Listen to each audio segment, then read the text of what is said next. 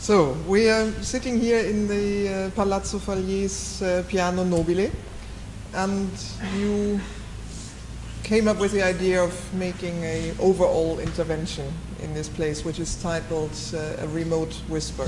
How did the whole thing come about? So I've seen this palazzo for the first time in November last year, 2012, and I was immediately in love with the space because it combined two major conditions. In one side, it was a perfect Venetian palace, and second, was not overloaded with decoration. It was very minimalist in a way. So it was a perfect object to host an intervention.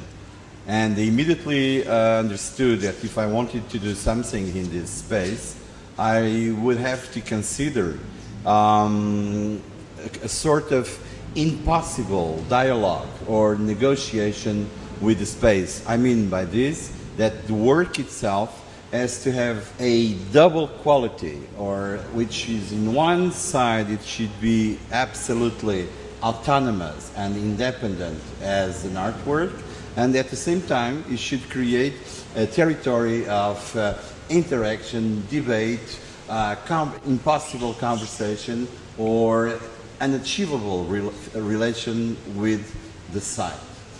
And this would certainly create something that I'm always looking for in my works, which is a tension, a conceptual, formal, political, poetical tension that always brings the spectator into a territory of questions, interrogations, and which never, in fact, provides the answer. So the perception of the work is made not only by the trajectories through all the rooms, and that's the way how you are going step by step configuring the perception of a remote whisper, which is, as you said, the title of this piece, but also the spectator by strolling through the space, by having many different perspectives of the work seen through the doors, through the corridors,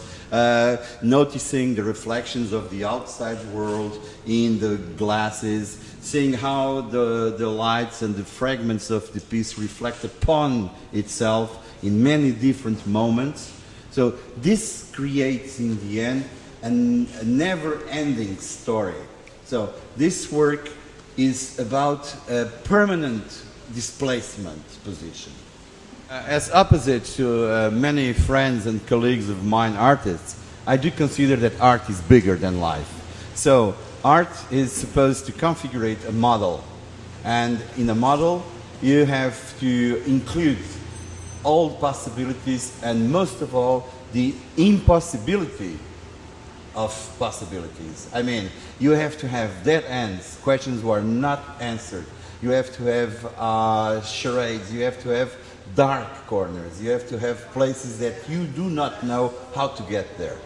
We cannot ever expect clarity when we look at an artwork.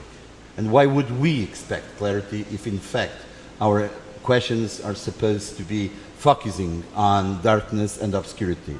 That's the only way how we can try to get possible answers. And thank you, Lightbox, for this.